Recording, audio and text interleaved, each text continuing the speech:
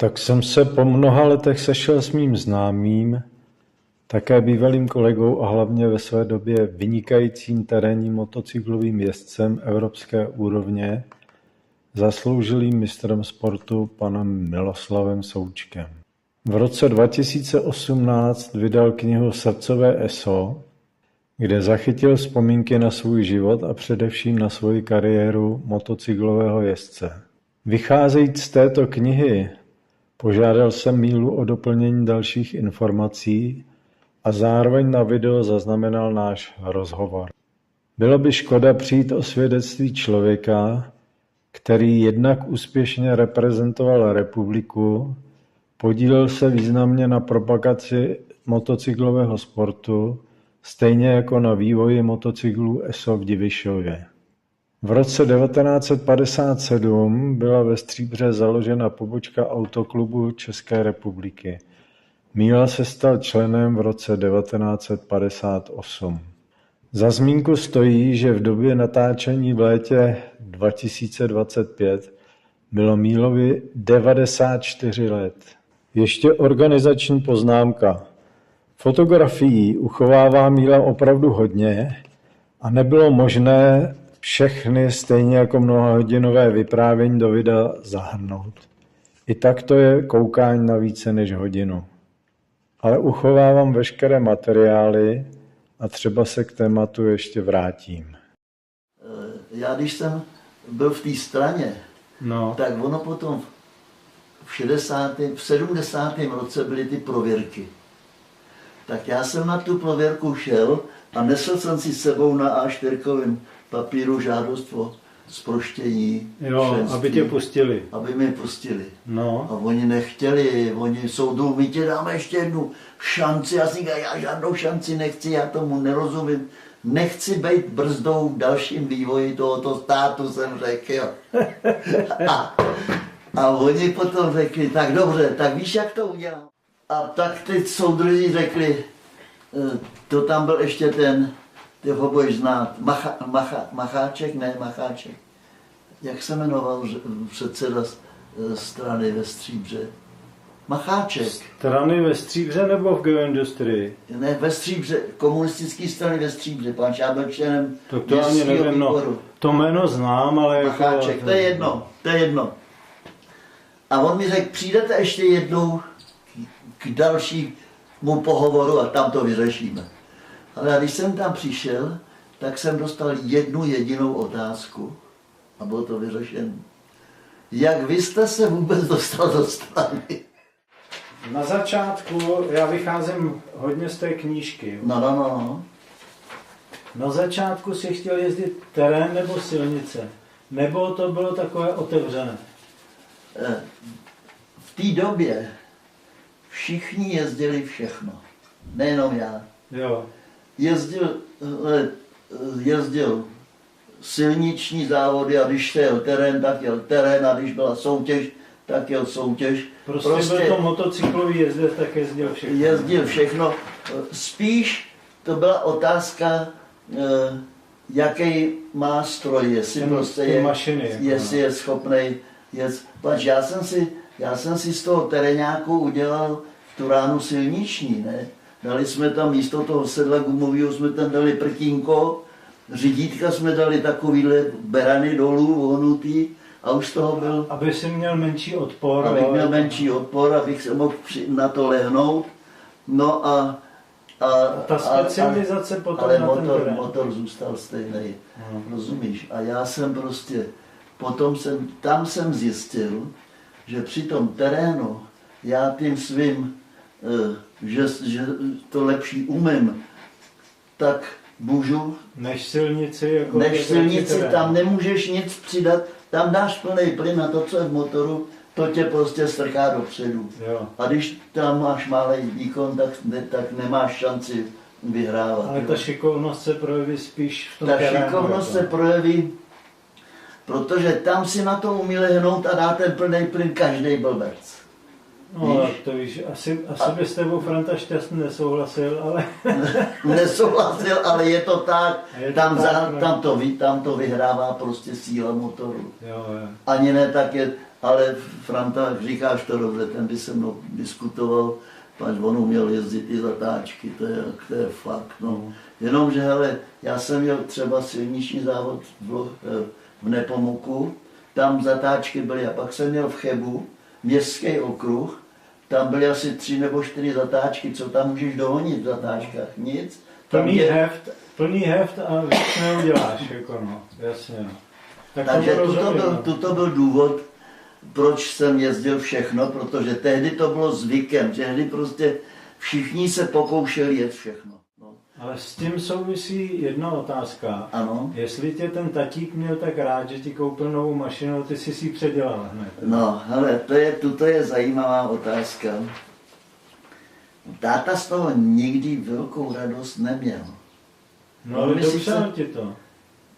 Koupil mi tu motorku, ale koupil mi, pač já jsem byl zaměstnaný v Plzni, já jsem dělal Drexleru v Plzni a on mi koupil, abych nemusel jezdit vlakem, abych mohl jezdit na motorce do práce. Proto mi ji koupil, jenže já jsem to, víš, když už jsem měl novou motorku a to jelo tehdy, ty zetky byly tam, na to si nemusel ani moc na tom dělat, ale... To byla 125. To byla 125, jenomže... Jako ta tatíková tady, jo? Jo, stejná. Jo. A já jsem ale potom s Frantou Černejch, to byl expert přes motorky a přes zetky, pan on prodával tady. A on byl tovární jezdec ČZ Strakonice. Franta Černý, to byl oficiální tovární jezdec. Takže tady měl obchodní zastoupení, tady měl obchod, ale ještě byl jako tovární jezdec. On byl tovární jezdec jako já jsem potom, později, v tom 55. roce jsem byl stejný tovární jezdec, jako byl Franta, protože jsem bydlel v Plzni a jezdil jsem za fabriku, protože oni se dostali do generačního problému Strakonice a neměli mladý jezdce. Odešel Kohlíček a Bláha a já ne, jak se jmenoval. To už mi ani nic neříkáš. No, ne, to ani neznám. Ne, to byly prostě původní jezdci ze Strakonictví zestárli a ještě nedorost Roučka, ani Polánka, ani... Tak ty už znám ty jména, jo? No. Pardon, já jenom zkusím, co dělá náš záznam. Já jsem se potom stal továrním jezdcem, protože jsem všechny šestidenní jsem jel na továrních strojích. A to má velikou výhodu, že když jsi tovární jezdec, tak se o motorku nemusíš starat. Ti to všechno udělá. Teď mi řekni, teta Herianová, to byla nějaká tvoje příbuzná? To byla moje příbuzná. Tam se proto, že pamatuješ Milana Heriana? Pamatuju. To byl tvůj příbuzný? To byl vlastně můj takový jako no nevím, těžko říct. My jsme byli příbuzní tak, že ten Pepík Herian, co byl manžel té tety, tak to byl bratr mojí mámy. Aha, jo. On pocházel z Honezovic. Takže tvoje máma byla za svobodná Herianová. Tak to je jasné, já jenom jsem si chtěl ujasnit právě, protože Milana Heriana mladého, to byl... Kablík mu říkali. Kablík, no to byl známý elektrikář, ale hlavně to byl mojeho bráchy, to byl spolužák a kamarád. Jo. Takže já jsem ho taky samozřejmě znal. I potom, ještě když brácha odešel už, tak jsem se s ním taky občas vídal, tak že bydleli na těma schodama tam. No. Já jsem ještě tě to doplním, já jsem ho vzal do učení v době, když jsem dělal vedoucího autodílny tady ve Stříbře, tak jsem ho sem vzal do učení jako na automechanika. Na automechanika nebo autoelektrikáře? Začal automechaniker. No. A když přišel po první, oni navštěvovali školu 2krát týdnu nebo tak nějak. Jinak praxi. Tak když přišel a já jsem říkal, ale Milane, automechanika dělá každý blbec, ale elektrikáře, to je specialista, tak jsem ho přemluvil a on na to prostě šel A dobře udělal. Dobře udělal. Jak je ten svět malý? Je ten svět malý, opravdu. Já na to mám krásný asi 3 příhody, které to dokazují, že je ten svět opravdu malinký. Člověk, to už jsme si taky říkali, jo, že člověk, jak se to říká, že na spoustu věcí se nezeptáš, když máš možnost, proto jsem tady taky, jako jo. Protože pak najednou už se nemáš koho zeptat. Tak, to je přesný. Mých rodičů a mojeho dědy, tak. No proto jsem tady, aby jsem si to zaznamenal všechno. Já jsem takový člověk, že zase si nic nepamatuje, tak já si to musím všechno takhle zaznamenávat. Prosím tě, doktor Pavko. Doktor Pavko. Kde ty jsi se dostal k Pavkovi? Krásná příhoda. Vidíš, že to mám nastudované. No? Máš to nastudované dobře. Hele, jak se jmenuje ten cyklista stříbrský, co je mistr světa? Štybar vyhrál mistrovství světa a když přijel prvně do Stříbra, pochází ze Stříbra, Štybar, no to vím, táta dělal ve vodárnách, ne? Tak Stříbro město pořádalo slavnost, udělalo slavnost. A na tu slavnost přijel z Plzně můj kamarád Standa Cink, který má to jedno kolo velikánský, jak na to zezadu naléze a šlape potom, tak s tím jezdil prostě po náměstí a ten Standa Cink se osobně znal s doktorem, s profesorem Pavkem. Jo. A pak to skončilo všechno v radnici u starosty nahoře, v tom sále. A já jsem tam stál opřenej takhle vozeď a on šel, ten Standa Cink šel s tím Pavkem prostě kolem mě a když mi zahlíd Standa, tak říká, pane profesor, dovolte mi, abych vám představil Mílu Součka. A Pavko udělal, to je ten, co? Víš co? Jo, on říká, jo, to je on. Tak, to je zajímavý, ale Pavko se rozlížel a za mnou kousíček vedle mě stál chlápek, který měl na hlavě klobouk. A on mi jenom řekl s dovolením a posadil si ten klobouk a přede mnou smeknul. Hood up, jak říkáme Němci, ne? Jo, hood up. A takhle jsme se vlastně my spolu poznali. Aha. A pak, když jsem napsal knížku, tak jsem s tím samým Standou se potkal, byla nějaká sláva v pivováře plzeňském Prazdroji a tam jsme se s tím potkali a já říkal, a to už jsem měl knížku napsal a potřeboval jsem, aby mi někdo napsal úvodní slovo. Jo, tak takhle to vzniklo. Jako a když jsem mu to řekl, tak on přede mnou vytáhl telefon a vytočil, ale ne Pavka.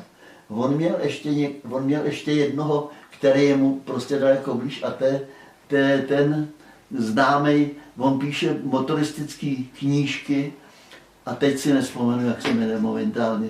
Možná mi to naskočí. Za chvíli. Jako. Možná mi to naskočí. Tak tomu zavolal a říkal, prosím tě, zařiď to, aby... asi za 2 dny mi volal, říkal, hele, chtělo by to, kdyby si mu tam tu knížku poslal, on si dal podmínku. On nepodepsal jen tak. On si tu knížku přečet. Jo. Profesor Pavko. A proto je tam v ní napsáno, že taky jezdil po Štanglí, pač já jsem tam psal, že jsem v těch Honezovicích jezdil po Štanglí. Jo, a on to prostě tak, že on jí fakticky jako nechtěl to napsat jako blind, něco tam napsat, takže... To jsem měl já tu výhodu, že ty jsi mi to podepsal, ale já jsem ji čet až potom, no. Ale jsem za ní strašně rád. Jo, tak to jsem rád taky. Tak to byl to bylo. Pavko. A my jsme se potkávali, profesor Pavko chodí pravidelně na všechny setkání, které se konají u Pepíka Fojtíka. To je ten soutěžák. Ne?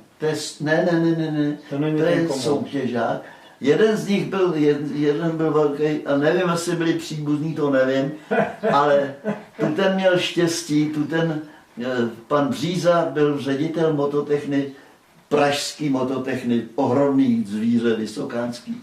A on si toho Fojtíka oblíbil, pač on jezdil šestidenní. Ten má asi 14 zlatých medailí šestidenní a vítězství nějaký prostě taky z té šestidenní a tuhle to. Když odbočíme, kolikrát stojil ty?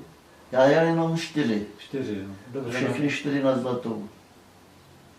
To bylo zajímavé, že ty Češi byli tak úspěšní, viď? Jako tehdy na tomu Java věnovala strašně. Ten Křivka, to se jezdilo na Javách? Ne, já jsem to jezdil na Zetkách a jednu jsem měl na Javě. To bychom se dostali zase. No, k tomu se dostaneme, já tady mám otázky. No. No, takže to byl ten Fojtík, To byl ten Fojtík a ten pořádá, ten prostě, protože on má asi 10 servisů takových, ale víš, i těch prodejních, kde on prodává všechny značky, který si můžeš jako vůbec přát, tak on je má. A v Praze má asi 7 servisů a ještě po světě taky po republice. Strašně a věnuje právě tomu, už to předal senátorům, už tam je jenom poradní orgán, jo, ale přesto prostě má vliv na to, že ty kluci to vždycky tam udělají nějakou tu sešlost s nějakým tím v obědem. Rozdíl mezi soutěží a závodem. Soutěž a závod, to je jednoduchý jak facka.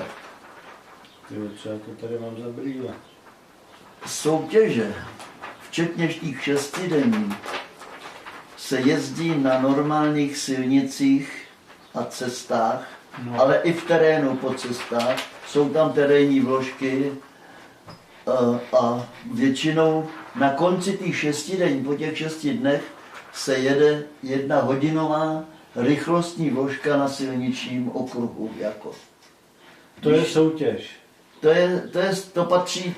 To patří k té soutěži. No. Tam musíš dokázat, že po 6 dnech honění té motorky po lesích a po polích a po cestách a po kopcích a má ještě tolik síly, že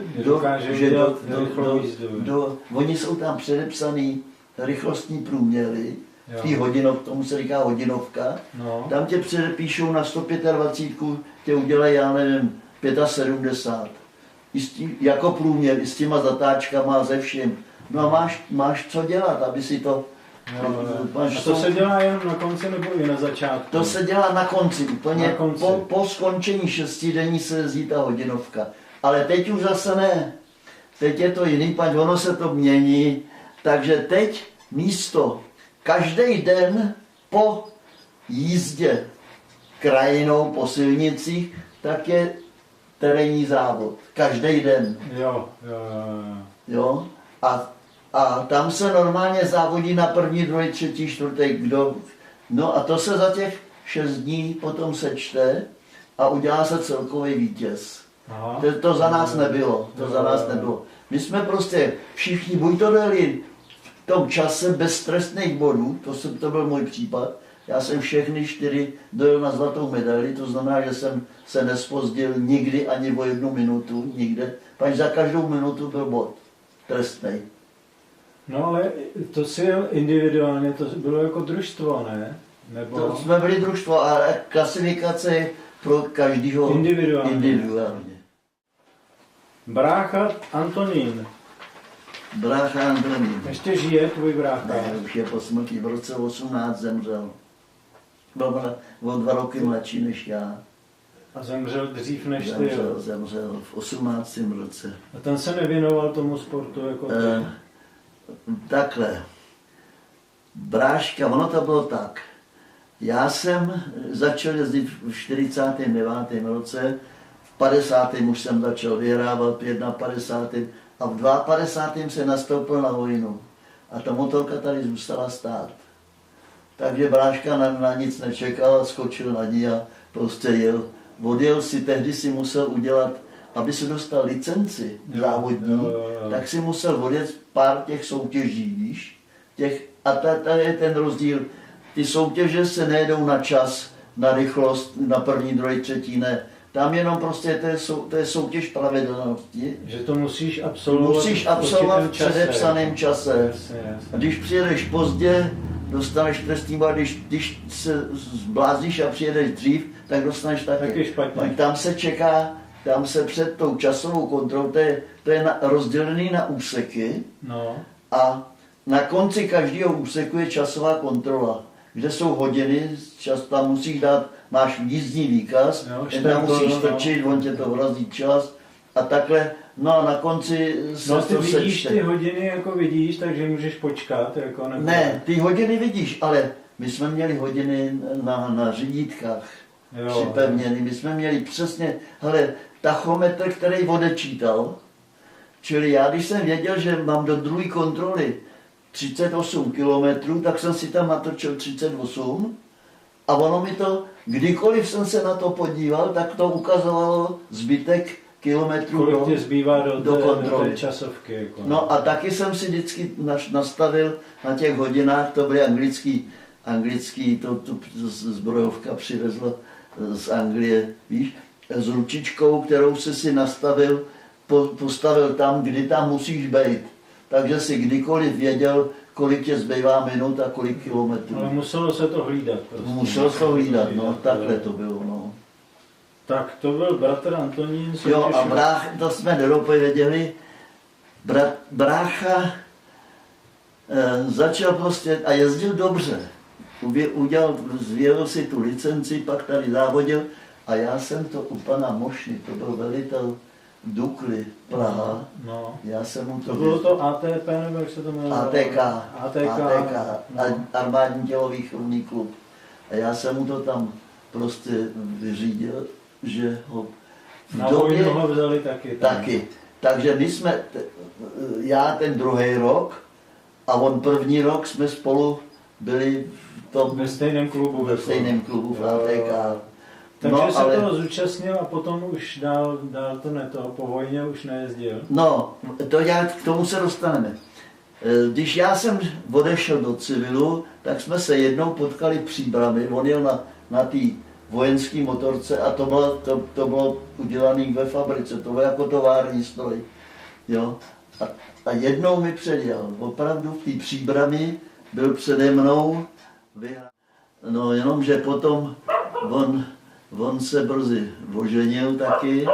Já jsem se oženil taky na té vojně hned, jo, jako první rok. A on se oženil, ta jeho paní, když my jsme si koupili Volhu, oni museli mít taky Volhu, víš. A když my jsme se oženili, tak se onem taky oženili a ona mu to jako zakaz ho držela na úzdě. Ona nechtěla, aby někde aby někde. Jo, ještě zkoušel plochou dráhu taky, brácha potom. Jo. Byl v mariánském klubu, v mariánských lázních, jel, a pak mu někdo zlomil nohu, někdo mu vjel na to a zlomil mu nohu a tím skončil. Skončil úplně se závodama. Manželka ho přesvědčila, že už to nemá. Tak, přesně. No, teď mám jenom takovou krátkou otázku, prosím tě, Mílo, já když jsem se díval na ty motorky, tak jsem si říkal, no jak dělají noční jízdy, když to mají před tím, to se jenom zvedlo, jo. Číslo, jo, to se jenom sklopilo. Jo. A to je jenom při soutěžích, jo. Tam je i noční etapa právě. Jo. Ale teď ani nevím, jestli ještě vůbec. Za nás to bylo tak. No. To jsme jednu etapu jeli prostě v noci. To bylo jako před tím světlem, víš, tak jsem si říkal, jestli teda používali stejné mašiny, takže jenom se to zvedlo. No, přesně tak, jo. Ukazovali mi, že jsem blbej, jo. A když jsme to potom dali nahoru, já jsem docílil 106 kg, to mělo, tam 250. Velký rozdíl, no. Velký rozdíl. 50 ESO byl nejlepší motocykl, já tě to řeknu, po lopatě. Ten půl litr měl tak velký výkon, že ta zadní guma je stejně velká. Jo. U 350 jako u půl litra. Tak se to nepřeneslo. Už to nepřenese větší tu sílu na to kolo, jo. Kdežto na tu 350 je to tak akorát, víš, že to neprokluzuje a že to ten výkon krásně, kdežto ten půl litr už je jenom hrabe. Tam musíš opatrně s tím plynem, protože když tě to hrábne, tak většinou, víš, to jde snadno do svíku, a když se otočíš, udělal by si hodiny. Víš, tak tam to musíš hlídat jako... No to je přesně, co jsem, takovouhle odpověď jsem očekával. Jo? Ano, třeba 350 tam si mohl jet naplno furt, víš, ta to snesla. To prostě, ale půl litr byl hodně ostrý, tam už se muselo hospodařit s tím plynem. Jo, jestli teda to mělo nějaké výhody, když třeba si jel ze 4taktem. Mělo to výhody. Protože silnice to je 4takt jasný, ne? Nebo taky používali dvoutakty? Taky používali dvoutakty. To je prostě daný tím, zase u těch dvoutaktů to má větší obrátky. U toho 4taktu, pač tam se točí spoustu věcí, ty ventily, víš, avačky a tuto všechno. Jasně. Tam, když to přeženeš, tak potom to nestačí to a něco se tam posere a to jsou ty zadřený motory a to mě za celou tu dobu, co jsem na těch 4taktech jezdil, mi jednou prasklo, víš co, zvahadlo, co otvírá ventil, jo, tak to mi jednou prasklo a nebo dvakrát dokonce, myslím, že dvakrát. No a jinak je to jedno, jinak to nehraje žádnou roli, akorát u toho 4taktu je to náchylný na přetočení. Když potom těch obrátek je tolik, tak ty ventily nestačí se vrátit, tak to tam něco dělá. Takže to není žádná výhoda 4takt nebo dvoutakt? No, výhoda takhle. 4takt má velkou výhodu v tom, že má daleko větší sílu ve spodních malých obrátkách. Lepší krouťák. Od spoda, my jsme říkali od spoda, to tam prostě ten začátek, u dvoutaktů to trvá, ty mají většinou výkon, až když už to má nějaký ty obrátky, ne? V tom je, no. Teď mi řekni další technická věc. Ano. Ty tady zkouším takové zajímavé věci. 16 versus 19 kola. Jo? V čem je to lepší? Já si to převedu na moje kolo, protože jako tam se říká, čím je větší kolo, tím lepší zvládáš ty vlny. Jako. Ano. Platí to i pro motorku? Platí to i 16 kola se při terénních závodech nikdy nepoužili. Nikdy. Ani v začátcích. Ale v začátcích, jo, když nic jiného nebylo, tak já jsem na tutý zece měl 3x16. 3 je šířka a 16 je obvod. Takže a u toho půl litra jsme jezdili 4 a pak ke konci 4,5 šířku udělali.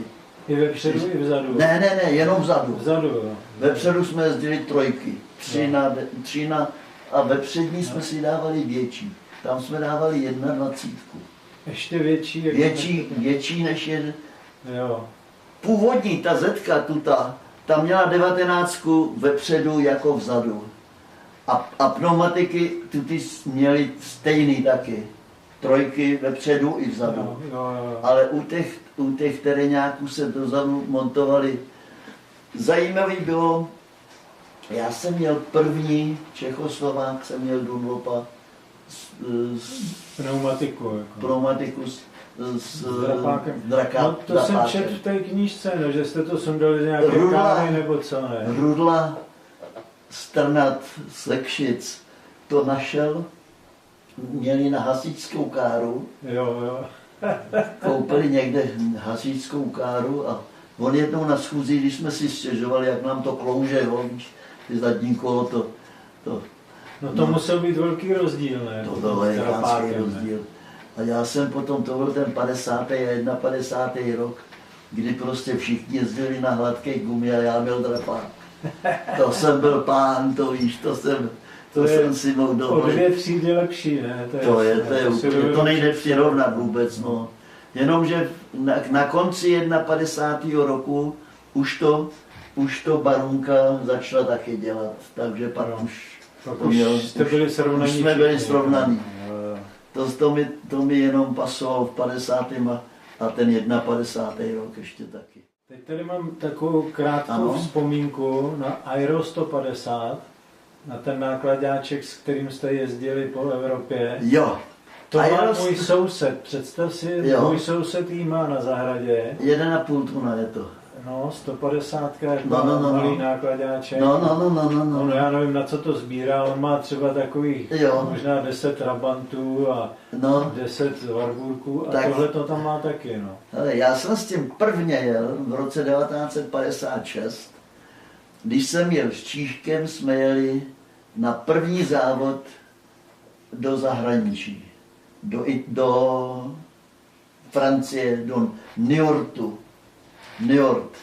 A v Praze mi řekli, musíš si sem přijet, vyfasuješ si tu 150, já jsem to přivezl, to bylo odřený, víš, a tuto. Tak já měl strejdu v Plzni, který měl autolaky, tak jsem říkal strejdu, prosím, stříkněte mi to, a si nedělal ostudu na západě. Ale on mi říkal, no tak musíš v objednávku, tak jsem zavolal do Prahy, jsem říkal, já vám to nechám stříknout, nevadí to. Jo, my jsme rádi, my jsme to chtěli nechat a tady jsme neštahovali žádného velkýrníka, tak byli rádi, že mi to ten strýda stříknul. Takže jsme do té Francie jeli prostě s udělaným. Takže na ní máš takovouhle vzpomínku. No a já jsem ji řídil, jo, a mechanik s náma byl v té Francii, počkej, kdo pas s náma byl? To prčice si nemůžu vzpomenout. Ten jel se mnou a Čížek vez vedoucího výpravy a ten měl už 603 tehdy. Jo. 650. Velký řídící, velký ředitel. Ano. No tak, to musel být dobrý opor s tou A150 takovou. Jo, to fungovalo krásně. To nic lepšího, až valníky v té době jsme ještě neměli. Jo. To nikdo neměl ještě valník. No. Myslíš přívěs? Přívěs tedy, přívěs. Dobrá, to byla vzpomínka na 150. No. Teď mi řekni, zranění v trohách, hrazdička, horní brýle. Že jsi střísknul hlavou do brýlí?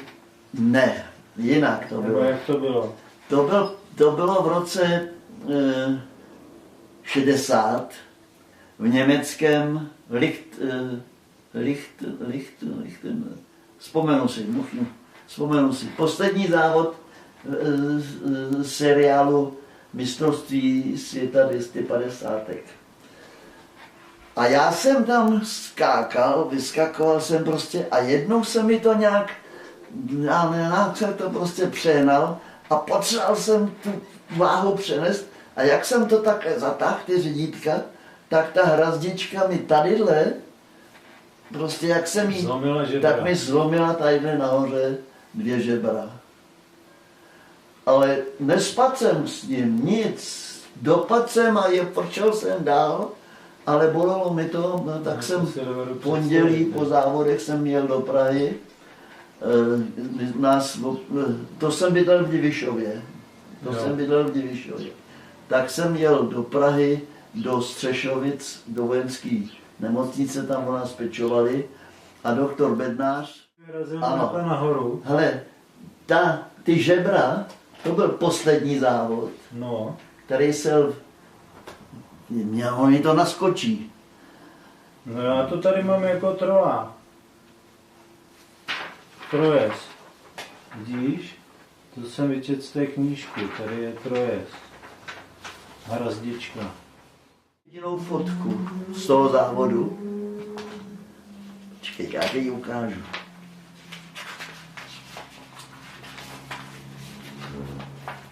Je tu tak. Tuto je fotka z toho Švýcarska. To je krásná. A hodinu potom, co byla vyfocená, už jsem byl v nemocnici a už jsem končil.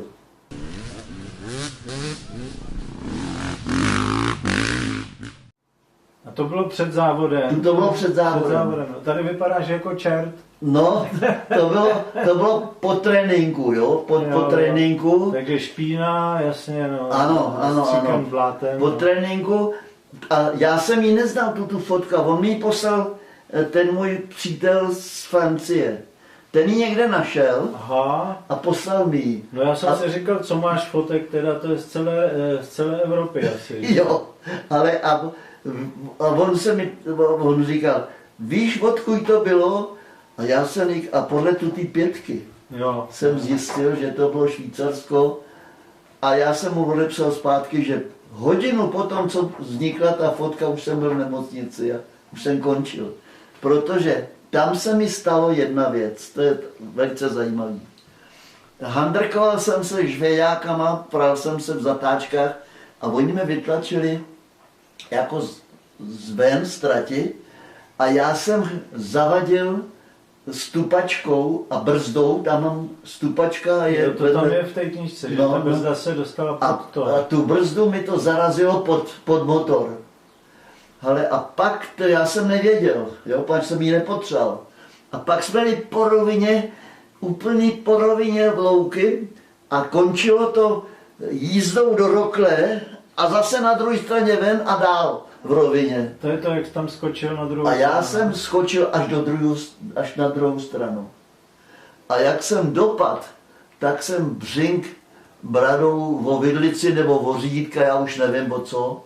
Prostě a já měl tady můstek, víš, ten můstek visel na těch dvou zubech a ono mi to ty zuby vylomilo takhle ven.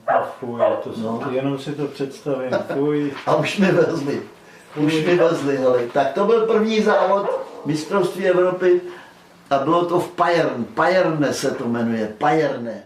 Muzeum ČZ nebo ESO, tam je ČZ, jo, v muzeu, to jsme si myslím říkali minule. Tady v muzeu je Číza.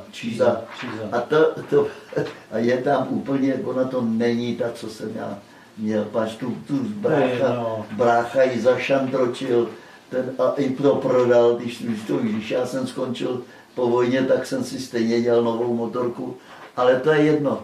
A je to Zetka, ale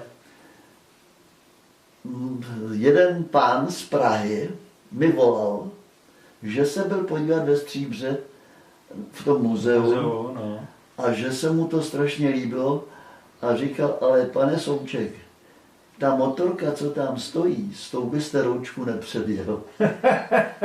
To byl nějaký znalec. To byl znalec. Tak ten, a od té doby mě to vrtal. Já jsem to nestihl už udělat to na spádový karburátor, takže já tam měl amálský karburátor ležatý. To já jsem si měl udělanou tu motorku, jako aby to jelo. Protože Franta Černý mi právě dával ty úplně první znalosti. Proč? Já jsem nikdy nevěděl, proč to jede rychlejc, ne? Co musíš udělat?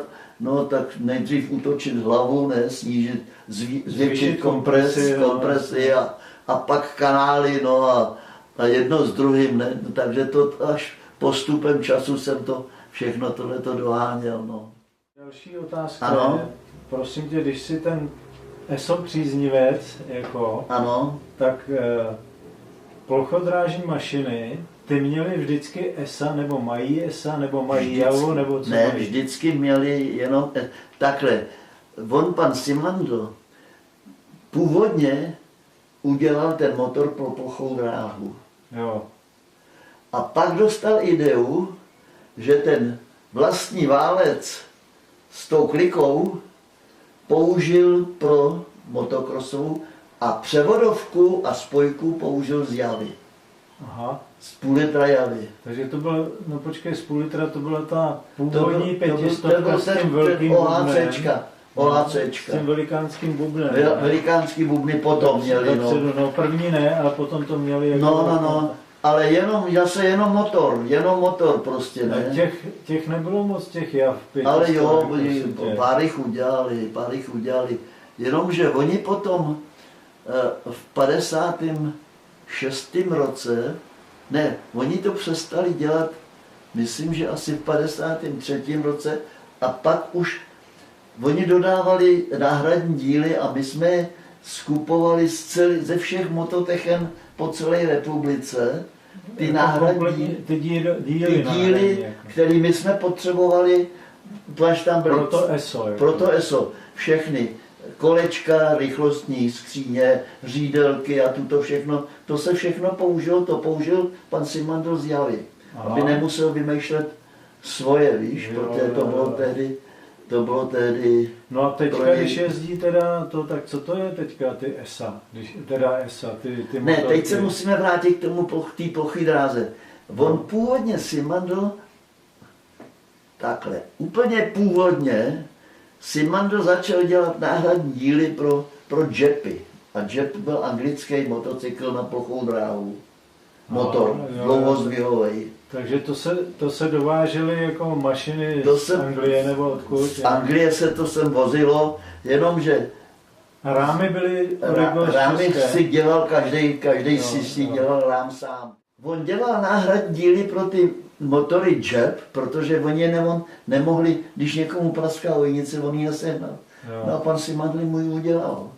Pač on znárodnil tady na hranicích znárodnil provozovnu, která vyráběla nástrojárnu. Znárodnil a přestěhovali tady odsud, od těch hranicí přestěhoval do Divišova. A i sebou dva Němce, který tam dělali, tak je vzal spolehlivé soudruhy vzal je sebou, až ty mu to tam hned prostě rozjeli, že to fungovalo. Předtím tam dělali co, jako různé věci, jako nebo nástroje nějaké? Nebo on to, já teď přesně nevím, kdy on s tím začal, nástroje začal vyrábět, oni dělali i řezný nástroje, výstružníky, vrtáky speciální. Takže takovou fajnovou práci. Fajnovou práci tomu dělali právě ty Němci, to byla nástrojárna, co tady. Ale ono mu šlo hlavně o ty stroje. On neměl vybavení v té fabrice nebo vybavení. A on tím pádem, že tady znárodnil tu fabriku a přestěhoval ji do Divišova, tak tím získal prostě tu. A to, že si vzal sebou ty dva Němce, kteří na tom uměli dokonale dělat, ne, tak to mu strašně pomohlo. No. A to se nikdo nedozví už asi. To se nedozvíš nikde. Že tam byli Němci. Ne, já vím, jak se jmenovali. A teď znal jsem to, věděl jsem to, no, ale dlouho už jsem to nepoužil, takže je to tam někde. No ale to jsme ještě furt nedošli. A on začal dělat ty náhradní díly, pak už jich měl tolik, že z toho sestavil celý motor, džepácký. Jo. No dobře, ale válec a toto všechno. Všechno si odlil, všechno dělal, písty, všechno. Ne, slevárna byla v tom... Ve Vlašimi. Ne. To byla javácká slevárna. Hliník. Já si vzpomenu. Týnec nad Sázovou to není. Týnci. Týnec nad Sázovou, tam byla slevárna. No tam, kde je Java dneska, no. Tam je furt, no. Dokonce nějak tak ty s nima udělal prostě takovou dohodu, že tam přivez. A modely mu vyráběl, až on potřeboval to odlejt, modely mu vyráběl, ale nějaký truhlář v Divišově, ten to uměl. Víš? To šlo do dřevěných modelů. Dřevěný modely. Ne žádné do vosku nebo něco. A oni to do písku, myslím, že to no, do písku se to dělá, no. Do písku, myslím, že to otěskovali. Já už teď přesně nevím, no. No to je jedno, ale dělala to prostě Java, Týnec. Java, ne, Metas to byl. Metas Týnec.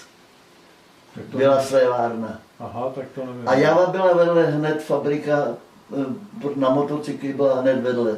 To byly obě ty továrny, byly to je můj daleko. oblíbený okruh, no, Týnec nad Sázavou na Jo, takže vidíš tam to, jezdím taky. No a ještě jsme nedošli k tomu, jak on už byl schopen udělat všechny ty džapy, celý, on to prostě, ty náhradní díly vyráběl, to, že už z toho složil celý a udělal pár těch džepů, udělalo jako, to byly repliky. Na černo, nikoho se neptal, nějaký patenty, licence nic, ne to.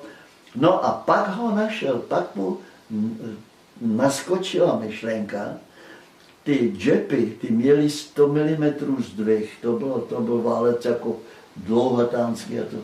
A on prostě on si vymyslel, že ten zdvih udělal 75 a dohodil to větší vrtání. A to byly ty S45, tomu původně říkal, to byly ty jeho první pokusní motory a potom teprve z těch udělal asi 5 nebo 6, dostal je jmenovitě, já jsem věděl, Marha, no prostě takový známý jezdci, je dostali přímo jako, to dělal přímo pro ně. Jako na tu plochodráž, anebo na terén? Plochodráž. Na plochodráž. Jenom mluvíme o plochodráze, o terénu se tam ještě vůbec nemluvilo. A když těch 5 motorů se povedlo, tak potom to ještě trošku změnil, začal tomu říkat ESO, protože on měl syna a ten furt říkal esíčko, a nějak s esíčkem, prostě a ten mu přived na to, že by to mohlo, na tu myšlenku, že by to mohlo být ESO. No a takže on potom začal dělat ty plochý dráhy, ty už dělal sériově, jo, s těma krátkozdvihovými, a ono to jelo, oni se to jenom museli naučit jiný zase trošku styl pochodrážnící. Ale že teda měli ten vysoký zdvih, právě. To je takové jiné, ne zase, ne? Oni to dohodili prostě obrátkama, to točilo strašně moc obrátek. Říkají až 14 000, že to točil tehdy, no. To je jako ty japonské mašiny, dřív. Dřív, když měli 12 000, 14 000. No a teď se dostáváme k původu motokrosového motocyklu. Pan Mošna v té době už jezdil... To je ten voják. To je ten voják, co byl velitelem Dukly Praha. Který to... Jo, a to byl Fanda teda na terén, nebo na terén nějaký? To byl Fanda na terén nějaký, prostě měl zájem o ty soutěže a o motorismus měl velikánský zájem. Ale i třeba i tu plochodráž, to taky dělali ty vojáci? Ne? Byli tam taky asi 2, ale nějak nevynikali, nic moc. Pan Mošna pořádal na Strahově závod vítězství. Jo. O tom je tam taky zmínka v té mojí knížce. Ano. Já jsem ten závod vítězství jel 5krát, z toho 4krát jsem ho vyhrál, jednou byl druhý. Jo? No to bylo teda co? To byla soutěž, závody? Ne, to byly závody na Strahově. No. Na umělej překážkovej dráze. Tam se udělali umělý skoky a zasypali to tam prostě. Zasypali, jako... a velblouda, tomu jsme říkali taková, museli jsme nahoru, ze dřeva, ze skládky to bylo udělaný. Nahoru takový ten a zase dolů a zatáčky a prostě terén, to je tady taky někde, potom se tam to dostaneme. A ten Mošna, on to vlastně vymyslel jako soutěž pro armádní jezdce Varšavské smlouvy. Jo, řekl tomu, jako, že to je pro armádu, tak pak pro měl armádu, volnou ruku. A on se vydal za panem Simadlem a říkal, hele, co kdyby si udělal 350 z toho půl litra plochodrážního, co pak kdyby si udělal 350 a dal tomu nějakou převodovku a tohleto, aby ty moji kluci měli na čem jezdit. Pak oni museli jezdit jenom na těch javách, na těch 350 javách. Tak a to byl vznik ESA motokrosovýho. Za to může možná, že Simandla předmluvil a Simandl mu pro rok 55 udělal 4 350 ESA. A on s tím vyhrál, ten Mošna. Tak byl na koni. Tak byl na koni, no a pak už se to rozjelo dál. A pro rok 56 Svazarm, až tu byla práce Mošnovo a Simandla. To, že přešel z těch plochých drah na motocross. A pak se do toho vložil Svazarm, který si u pana Simandla objednal 20 pulitů a 20 350 v roce 56. K dodání na jaře v roce 56. Takhle to bylo. No ale to mi řekni, jak Simandl, tak ten Mošna museli mít nějaké krytí, ne? Jako, samozřejmě ten řekl, jo, je to pro armádu, dejme tomu, ale ten Simandl... Ten Simandl prostě, nevím, jestli mu to nějak platili dopředu úvěrem, nebo to nevím, anebo jestli to ESO už... No ne, ale to nebyla soukromá firma, ne? Nebo byla? Původně to byla jeho soukromá firma. Když přestěhoval ty Němce, tak to byla ještě jeho. Očekával, že třeba dostane to ESO nějakou podporu, víš, a že to budou tlačit jako, protože šlo o to mít co nejlepší mašinu. A když jsi byl dobrý jezdec, měl si dobrou mašinu, tak i venku, jako v zahraničí, myslím, byste mohli udělat díru do světa. No, ale my jsme právě, to bylo, tam byl velký boj, tam byla rivalita velká mezi Javou a SM a to, ale tehdy, nevím, no, tak tehdy všichni fandili Javě a No tak ale to bylo asi taky hodně politické, ne? Že jako... Bylo to taky, no, ale a to, jak si pomohli, to jsem tě možná vyprávěl, nebo nevyprávěl, to je jedno. V 58. roce se rozhodl Svazarm, že Čížek nastoupí boj o mistra Evropy.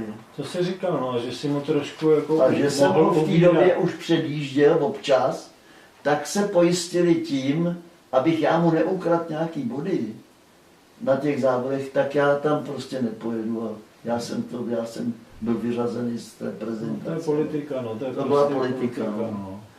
No jo, no, tak, ale takhle to bylo ze vším, když si vezmeš... Jo, to víš, jo. Já nevím, naše mašiny, kromě Tatar snad jako všechno... Ale pro diváky to bylo to zajímavé a opravdu ti z toho těžili, ti z toho měli zábavu, no. No, ale můžu ti říct, že jsem se stal miláčkem obecenstva v Přerově a v Brdatkách, to je Berouně. Tam jsem prostě nadchnul diváky tak, že... Ale vždycky to bylo zajímavé, když se mi něco stalo, když jsem se zdržel, nebo jsem měl pád, nebo nějakou jinou, a pak jsem to doháněl, tak v té době mi to prostě nějak vypnulo tady. Já jsem... Zapomněl si na bezpečnost.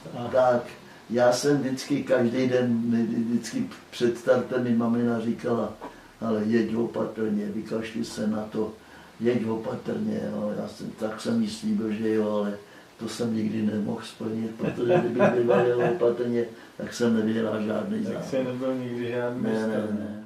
Teď tady mám otázku, že u nějaké čezety, nebo z čezety, že se použil dekompresor, jo? Prostě, co to je na čezetě? Dekompresor byl na 125, na každé 125 byla páčka na řidítkách, kde si prostě... Jako od jak živa na všech na sériových motorech to bylo a bylo to na zastavení, jo, aby si chcípnul motor. Aha, tak to vůbec já netuším. No. A de facto to byl vlastně našroubovaný do hlavy vedle svíčky, byl vyříznutý závit, stejný jako měla svíčka, a bylo tam kousek železa a z druhé strany, a v tom železe bylo udělané sedlo a tam byl vlastně takový ten ventilek, malinký ventilek a venku péro a ty si tím bovdrem zmačk to péro mechanicky, a tím pádem mechanicky. A tím pádem si otevřel ten... A tím to chcíplo teda. A tím byl začalo to foukat. No, tak vidíš to, a kdybych měl ještě tačíko, tak jsem se ho mohl zeptat. Já ti řeknu, proč to byl můj výmysl. To byl můj výmysl, protože mně se xkrát stalo, že jsem si zašláp, brzdou jsem si zašláp prostě motor, chcípný motor a na mokru, to na jíru, protože to mělo tak velkou kompresi, že se to prostě nepřehouplo přesto. A to, víš, co si musel udělat? Zastavit, natáhnout motor zpátky, zatočit motor zpátky, aby začaly všechny ty takty 4. Jo. Od toho prvního sání, komprese a pak je výbuch a pak je výfuk.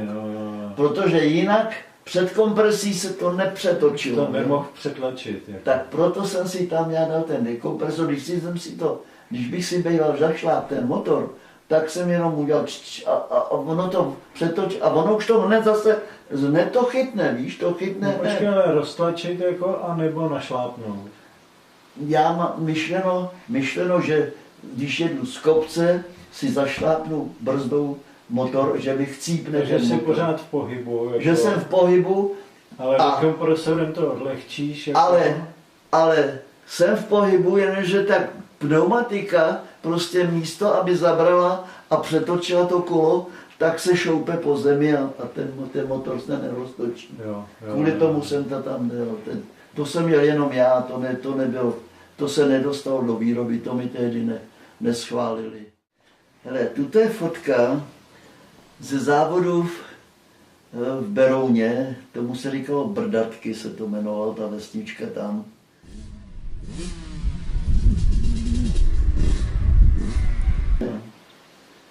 Tady mi buzeruje policajt švédský. On tady stál, on zastavoval, on pokutoval nějakýho chlapíka.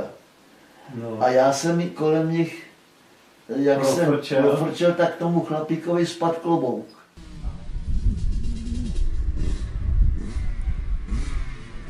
Aha. Ale a on to ukončil a jel za náma. My jsme spěchali, to jsme se vraceli z Finska do Švédska, přes Švédsko a jeli jsme na Trelleborg na loď. A měli jsme to akorát, víš, tak takže kvalt. A on mi říkal, on na mě spustil švédsky, anglicky, finsky a nakonec německy. A to už jsem nemohl jako říkat, že nerozumím. Takže mi říkal, jedete příliš rychle, víte vy vůbec, kolik se smí autobusem ve Švédsku jet? Já jsem myslel, že to je jako u nás to není omezený. A nebyla to pravda. Já to nevěděl, ale... A on říkal 70, jenom víc ani měl. Hele, a víš, že nás ten samý policajt chyt ještě jednou. Tuto jsme se vraceli z Finska a za 2 měsíce jsme jeli úplně na sever Švédska k polárnímu kruhu. A pamatoval si vás? No, hele, seděl mi na kapotě Vlasta Válek a jel proti nám.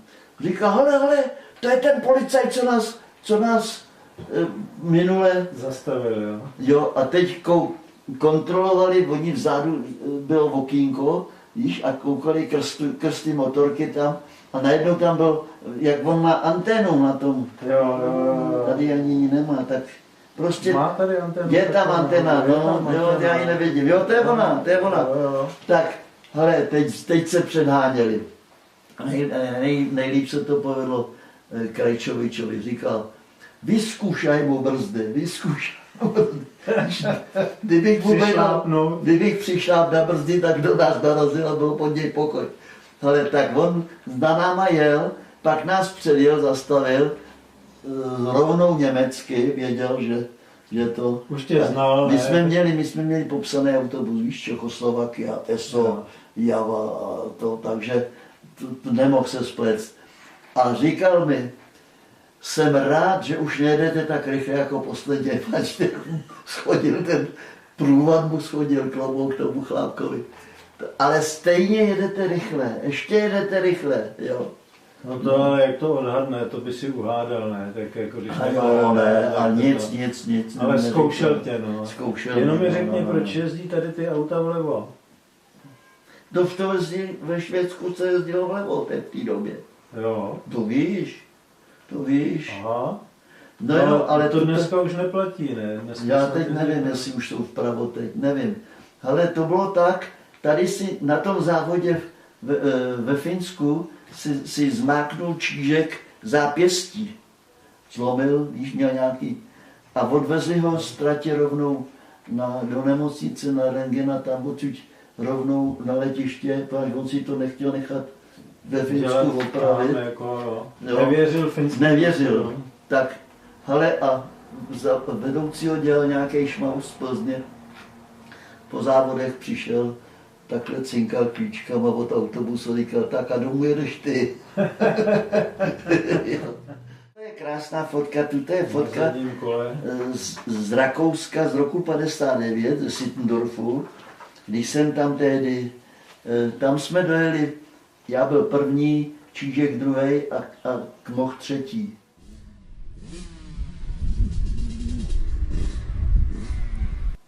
Tří Čechoslováci za sebou, to se povedlo jenom jednou za celou tu. A to bylo teda taky na ESU? To je taky na ESU, jo, to je 250.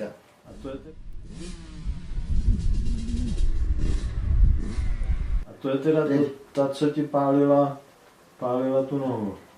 Jo. No. A určitě tě to z toho potom ukážu. Z toho Přerova, jak jsem prostě se... Tak ten si to vystřešil, že mě chytli saze, no. Ale a to jsou diváci v Přerově.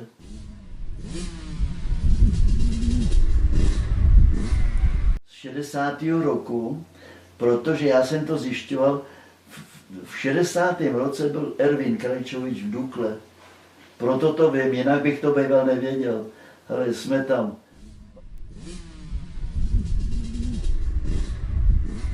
Válek, to jsem já, Hřebeček, Krajčovič, Čížek, Klaudinger a Kmoch.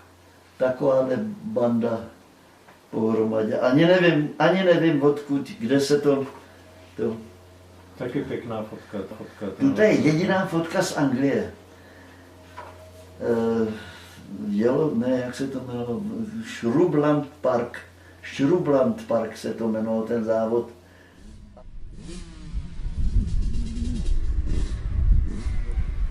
A moc hezká fotka taky, ale nedojel jsem jí. Tam jsme byli jenom s Válkem, Vlasta Válek a já, sami dva. A mě tam prask to vahadlo toho ventilu přetočil, protože jsme neměli, se mnou byl Červenka jako mechanik a neměli jsme s sebou rychlejší kolečko, aby jsme dali jiný převod. A já jsem musel prostě na to, já jsem to musel přetáčet na té rovině a on to nevydrželo. No, tuto je fotka ze Švédska, jak jsme pospíchali až k polárnímu kruhu a tady se mnou utrhla kartka, tam se jezdil taky vlevo. Víš, já jsem se vyhýbal nějakému autu a dostal jsem se před ním kolem sema. No a tu ten tady zastavil a chtěl nás tahat dopředu, nás říkal, ne, zpátky dozadu tahat, tak se couvnul. Jak to prožívají tvoji synové, taky se zajímají? Ne, vůbec se nezajímají. Ale vůbec ani jednou mi nepřipomněli vůbec nic. To jsme jeli závod na skokanský můstek v Abertamech. Ze spoda jsme jeli, kdo nejvýš vyjede.